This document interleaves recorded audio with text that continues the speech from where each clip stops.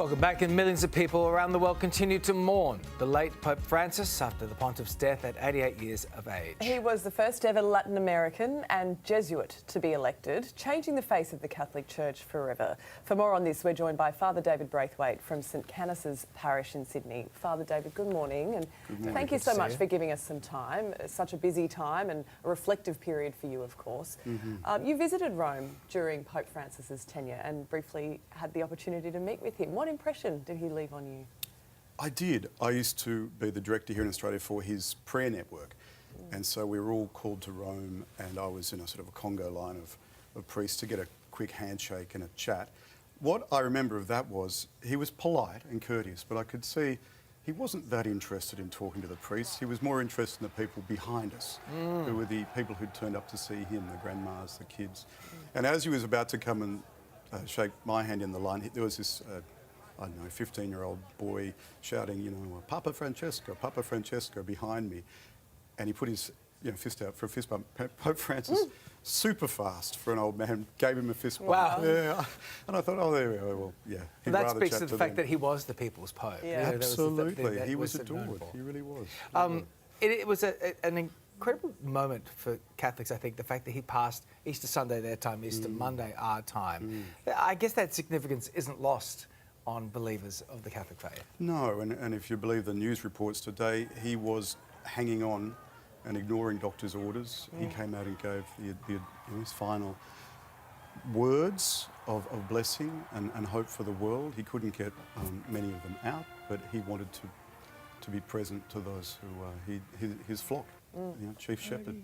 Did that bring you some comfort to know that he was able to be with his followers on Easter Sunday to deliver that final address? Oh, absolutely, without a doubt. He was living out his mission, and he was a man who was completely animated by his mission of service, especially as we know to those on the edge of the church or the edge of society generally. They were his special people, really. Certainly, in my living memory, I don't think we've had a pope like him, one who seemed to shun the sort of the ostentations as parts of the church. He very much was, as we said, the people's pope. Is that what his legacy is going to be? And will that be one that will be carried forward? Will he influence popes going forward?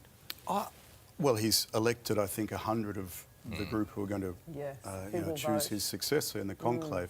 Mind you, I wouldn't want to take bets on that. I think that's thanks to him, a more diverse group than it's ever been. Right?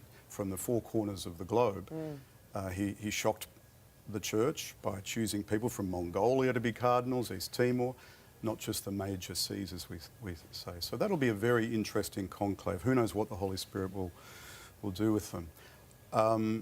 I would say, though, his legacy will hopefully continue. And he didn't invent it, of course, straight from the gospel, but he powerfully reminded us constantly of the need to reach out to the poor, to love the poor, as Christ did, to be close, as he would say, the style of God. Closeness, compassion, tenderness. And he clearly tried to live that out his whole life. And so we'll remember that. And that is a style of being the church, really, that is certainly worth emulating. Can I ask, at this time in the world of great unrest and division at the moment, what do you think is needed for the next chapter of the Catholic Church? More of the same, in that sense of, well, you know, our tradition's ever ancient, ever new.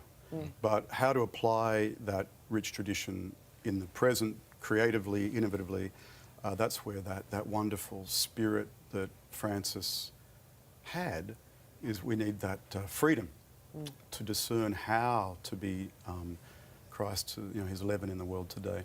So I'm sure we'll get a pope who will love the poor, as they all have. I suppose it is a style and an emphasis for different times. We'll see. It probably, I don't know, I'm not a Vatican watcher, but maybe not a European. Perhaps we'll have a Filipino or an African.